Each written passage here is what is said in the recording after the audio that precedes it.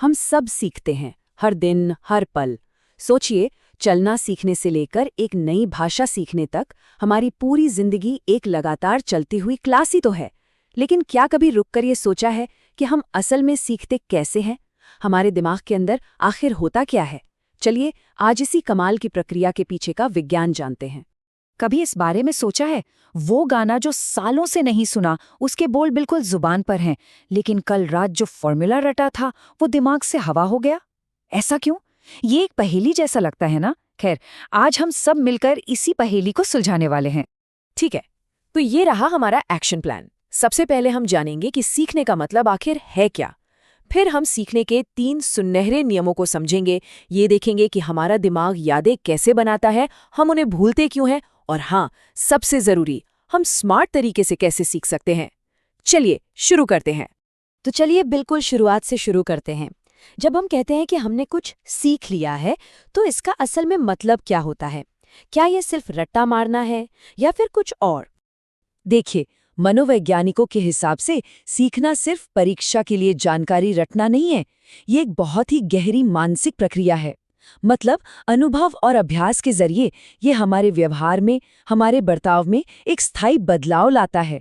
सोचकर देखिए, साइकिल चलाना सीखना, एक बार सीख लिया तो शरीर उसे भूलता नहीं है। बस यही है असली बदलाव।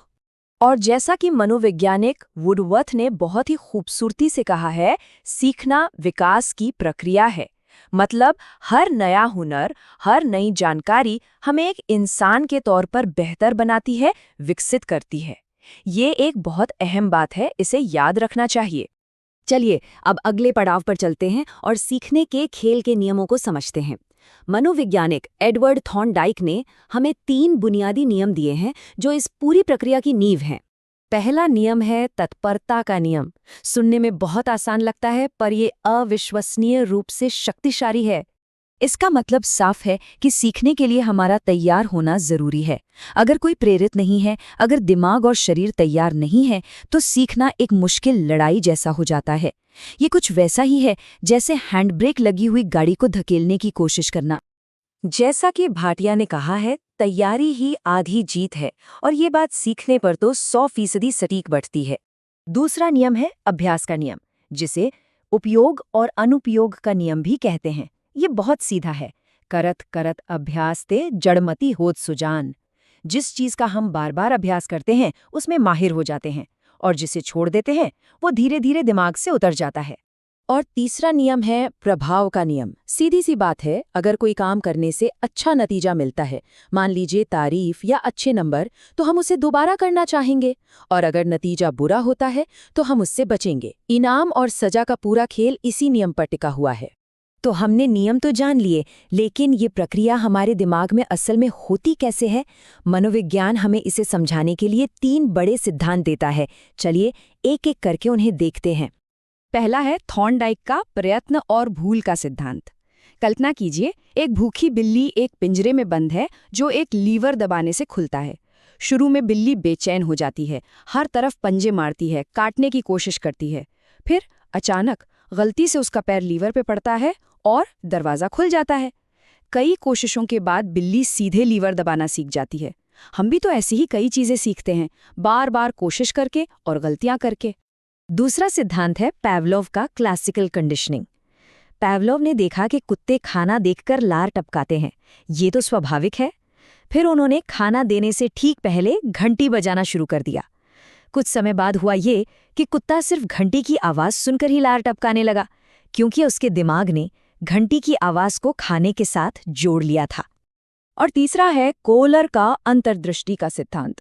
उन्होंने एक चिंपांजी सुल्तान को एक कमरे में रखा जहां केले काफी ऊंचाई पर थे और नीचे कुछ बक्से पड़े थे। कूदने में नाकाम होने के बाद सुल्तान कुछ देर चुपचाप बैठा और फिर अचानक उसे एक आइडिया आया। उसने बक्सों को एक के ऊपर एक रखा और केले हासिल कर लिए। ये वही आहा मोमेंट है जब अचानक कोई समाधान दिमाग में कौंध जाता है। तो संक्षेप में, कभी हम साइकिल चलाने की तरह कोशिश कर करके सीखते हैं, कभी हम चीज़ों को एक दूसरे से जोड़कर सीखते हैं, जैसे कोई पालतू जानवर ट्रीट के डिब्बे की आवाज़ को पहचानता है, और कभी-कभी किसी पहेली की तरह समाधान बस हमारे दिमाग में आ जाता है। ये तीनों ही तरीके हमारे अद्भुत दिमाग के काम करने का हिस्सा है। अच्छा, जब हम कुछ सीख लेते हैं तो वो जानकारी जाती कहाँ है? यहीं पर स्मृति यानी कि मेमोरी का रोल आता है। इसे हमारे दिमाग की एक बहुत बड़ी फाइलिंग कैबिनेट की तरह समझ सकते हैं। हमारी यादों की प्रक्रिया के 4 मुख्य कदम हैं। पहला, सीखना, यानी कैबिनेट के लिए एक नया दस्तावेज मिलना। दूसरा, धारण करना, मतलब उस दस्तावेज को सही फाइल में रखना। तीसरा, पुनः स्मरण, यानी जरूरत पड़ने पर उस दस्तावेज को कैबिनेट से खोजना। और चौथा, पहचानना, मतलब दस्तावेज को देखकर समझना कि हाँ, यही वो जानकारी है जो चाहिए थी। लेकिन हमारी ये फाइलिंग कैबिनेट हमेशा परफेक्ट क्यों नहीं होती? हम चीज़ें क्यों भूल जाते हैं?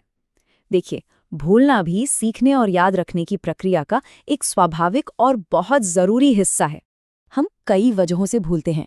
कभी-कभी तो सिर्फ अभ्यास की कमी या समय बीतने की वजह से यादें धुंधली पड़ जाती हैं। कभी-कभी नई जानकारी पुरानी जानकारी के रास्ते में आ जाती है। और कभी-कभी हमारा दिमाग हमें बचाने के लिए दर्दनाक यादों को खुद ही दबा देता है। तो भूलना कोई कमी नहीं, बल्कि हमारे मेमोरी सिस्टम का एक फीचर है। तो अब जब हम सीखने, याद रखने और भूलने के विज्ञान को थोड़ा बहुत समझ गए हैं, तो हम इस ज्ञान का इस्तेमाल एक बेहतर लर्नर बनने के लिए कैसे कर सकते हैं? यहाँ कुछ विज्ञान पर आधारित रणनीतियाँ हैं। सिर्फ पढ़ने की बजाय करके सीखें। जो भी सीख रहे हैं उसे अपने लक्ष्यों से जोड़ें ताकि प्रेरणा बनी रहे। एक बार में घंटों पढ़ने के बजाय छोटे-छोटे सत्रों में आराम देकर पढ़ें। और हाँ, सबसे ज़रूरी, अपने शारीरिक और मानसिक स्वास्थ्य का ध्यान रखें।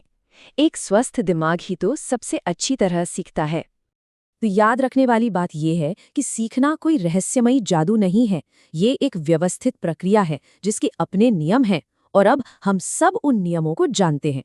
इस जानकारी के साथ किसी भी चीज को ज्यादा असरदार तरीके से सीखने की एक तरह की सुपर पावर हमारे हाथ में है। तो सवाल ये है, अगली कौन सी चीज में महारत हासिल करना चाहेंगे? सोचिएगा जरूर, क्योंकि अब संभावनाएं अनंत हैं।